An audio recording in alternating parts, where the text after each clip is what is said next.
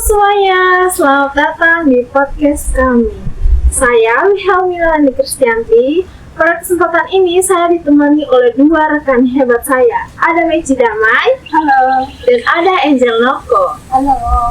Pada kesempatan ini kami akan membahas salah satu topik penting, yaitu partisipasi politik yang positif. Kita semua tahu bahwa pentingnya peran masyarakat dalam politik, namun tantangannya dihadapi juga tidak sedikit. Oleh karena itu, mari kita explore bersama. Oke, sebelum kita masuk lebih jauh, mari kita pahami dulu, apa sih partisipasi itu? Mungkin kedua teman saya bisa menjelaskan. Kalau dari saya sih secara sederhana, partisipasi politik adalah keterlibatan individu atau kelompok dalam proses pengambilan keputusan yang mempengaruhi kehidupan mereka. Ini tidak hanya berarti memilih dalam pemilu, tetapi juga bisa berpartisipasi dalam diskusi publik, kampanye, atau bahkan aksi protes. Ada yang membuat partisipasi ini menarik adalah bahwa setiap orang memiliki kesempatan untuk terlibat. Misalnya, saat kita menghadiri rapat komunitas atau menyuarakan pendapat kita ke media sosial, kita sebenarnya sedang berpartisipasi dalam politik. Ini mengingatkan kita bahwa suara kita penting dan setiap tindakan sekecil apapun bisa memiliki dampak besar. Ya betul, jadi partisipasi politik juga dapat dilihat dalam konteks non-konvensional. Kita tahu media sosial saat ini, media yang sangat luas ini mampu memberikan suara pada masyarakat untuk menyampaikan pendapat dan gerakan lingkungan agar keadilan sosial itu bisa tercapai. Oke, jadi bisa kita katakan bahwa partisipasi politik itu dinamis dan mencakup berbagai aspek kehidupan kita.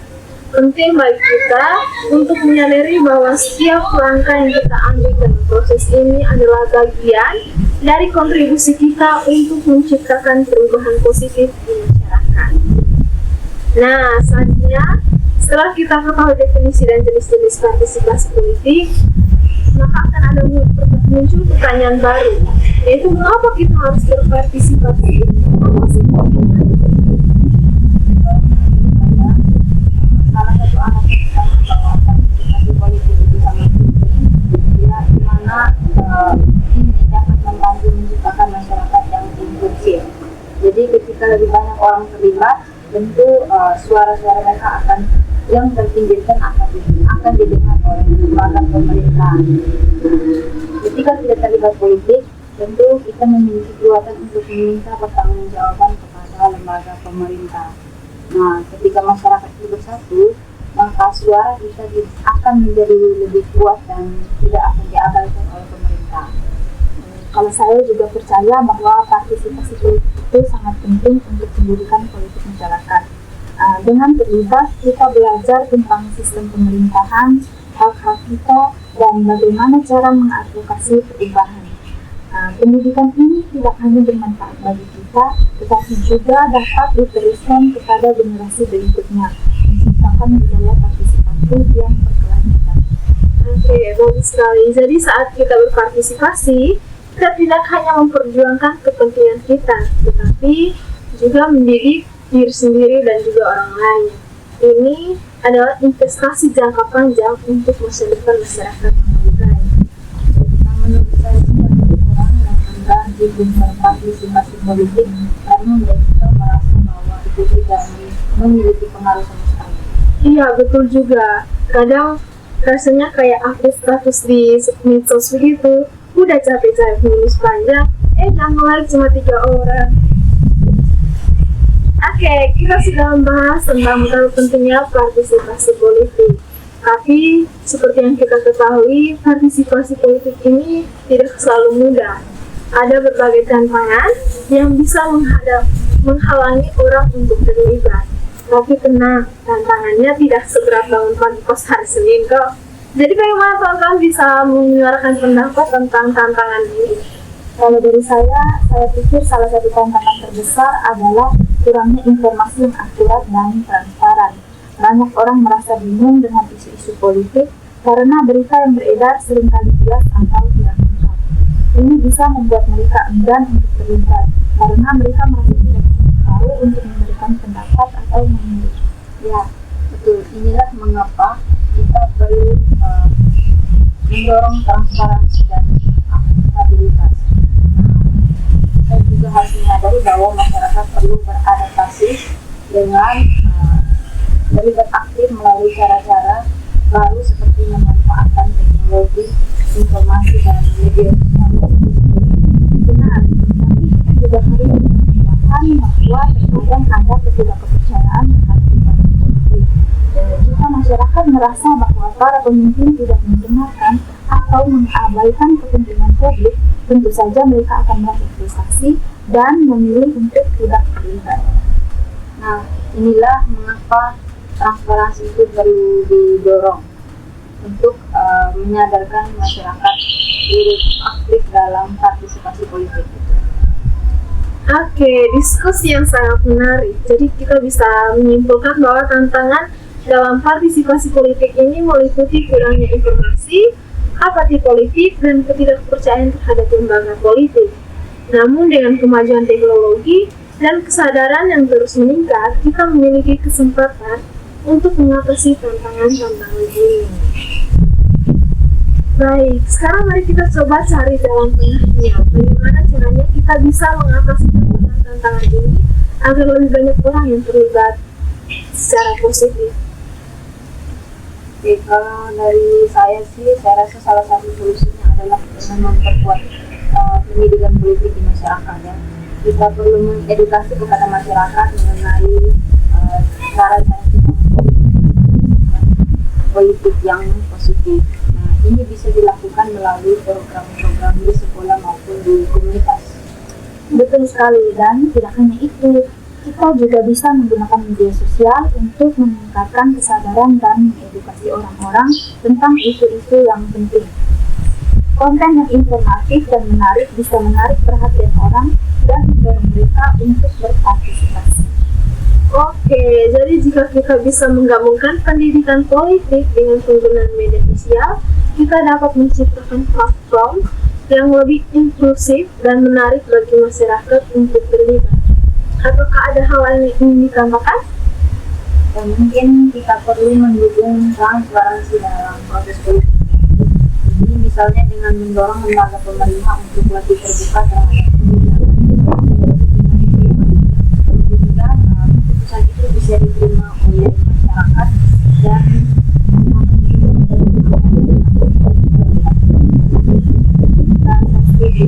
Transparansi dan akuntabilitas adalah kunci untuk membangun kepercayaan masyarakat terhadap lembaga politik. Dengan mengatasi tantangan ini secara kolaboratif, kita bisa mendorong partisipasi politik yang lebih efektif. Betul sekali, saya juga sangat setuju dengan argumen dari teman-teman. Mari kita terus mencari cara untuk meningkatkan partisipasi politik yang positif dan membangun masyarakat yang lebih baik.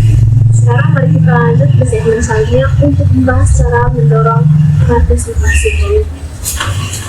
Nah, bagaimana menurut teman-teman agar kita bisa mendorong partisipasi politik yang lebih positif?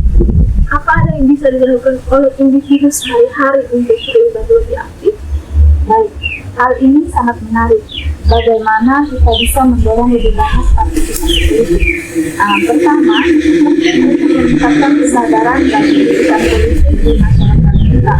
Kita bisa memulai dengan diskusi lingkungan kita atau menggunakan media sosial untuk menyebarkan informasi. Jika orang yang ada, selain itu juga kita perlu aktif menggunakan media sosial ini. Jadi saat ini banyak orang menghabiskan waktu mereka pada media sosial. Nah, jadi ini bermanfaat untuk mempromosikan partisipasi politik itu sendiri. Jadi kita bisa membuat konten-konten yang menarik dan edukatif yang mampu kita bagikan kepada masyarakat, atau bisa juga mengadakan webinar mengenai isu-isu yang sedang terjadi saat ini. Oh iya, ya, tapi kita juga jangan lupa tentang pentingnya menciptakan ruang untuk diskusi. Misalnya, kita bisa mengorganisir forum atau diskusi diskusi kelompok di komunitas kita. Ini bukan hanya tentang berbicara, tetapi juga mendengarkan pendapat orang lain.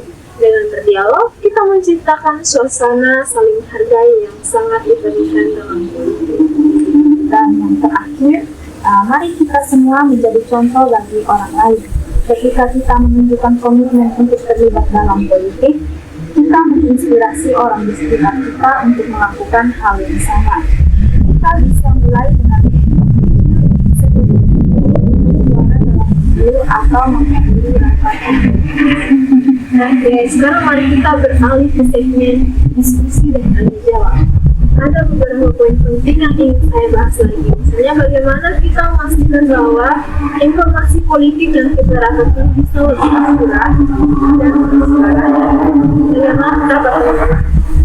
Nah, kalau tadi saya sangat setuju karena informasi politik ini mudah dibeli, apalagi di era digital seperti sekarang ini. Nah, kita bisa mulai dari memilih sumber-sumber informasi yang terpercaya dan fakta tentunya. Misalnya media arus utama yang sudah terverifikasi. Nah, terus juga jangan kita hanya membaca judul dari isu tersebut atau konten tersebut. Kadang kita keburu untuk nge-share itu dan membagikan kepada orang lain. Cuman karena judul itu yang sangat membagus, padahal kita tidak tahu fakta dari judul tersebut. Iya, benar juga. Judul kelibat memang jebakan yang paling sering bikin kita salah paham. Bagaimana menurut teman Eci? Saya setuju dengan teman Enjoy, tapi saya juga mau menambah. Sangat penting untuk selalu cross-check informasi dari beberapa sumber. Jangan cuma percaya satu media atau platform saja. Sekarang kan ada banyak tools buat fact-checking, seperti cek fakta atau aplikasi yang bisa bantu kita filter berita hoax. Selain itu, kita juga bisa berdiskusi bersama orang-orang yang paham biar dapat perspektif yang lebih luas. Bagus. Cross-check dan diskusi memang penting. Tapi kalau kita lagi scroll timeline, media sosial yang isinya banyak sekali berita politik, kadang kita tidak sempat untuk cek kebenarannya satu persatu. Ada atau tidak sih cara lebih cepat biar kita tidak gampang termakan hoax, terutama kalau lagi masa-masa kampanye? Kalau itu memang agak susah ya, karena yang bisa kita lakukan mungkin adalah dengan belajar dan membuat diri kita menjadi lebih kritis. Nah, ketika ada yang bertanya mengenai berita yang terdengar terlalu bagus dan membuat jadi kenyataan atau malah sebaliknya, terlalu buruk atau terlalu baik, itu juga harus selalu waspada terhadap hal tersebut. Biasanya informasi yang kredibel tidak akan terlalu produktif. Ya, setuju. Dan yang paling penting, kita jangan terpancing ke emosi terlebih dahulu. Hoax seringkali memanfaatkan emosi orang. Jadi kalau ada berita yang bikin kita marah atau lebih berlebihan, coba tenangin diri terlebih dahulu dan cek kebenarannya. Benar juga. Jadi intinya harus pintar-pintar jaga emosi dan jangan asal sebar informasi ya. Oke, sekarang kita coba tarik kesimpulan dari diskusi kita tadi. Kalau saya boleh simpulkan, cara terbaik biar dapat informasi politik yang akurat adalah dengan memilih sumber berita yang kredibel, melakukan cross-check informasi, dan jangan mudah terpancing oleh emosi. Atau bagaimana menurut teman-teman? Ya, setuju. Oke, kalau begitu kita tutup segmen diskusi ini dengan kesimpulan tersebut. Semoga teman-teman yang mendengarkan bisa lebih bijak dalam mencari informasi politik ke depan. Oke teman-teman, itu dia diskusi kita hari ini tentang partisipasi politik yang positif. Kita juga sudah membahas apa itu partisipasi politik, terus tantangan-tantangan dihadapi, serta cara-cara untuk mendorong keterlibatan yang lebih positif.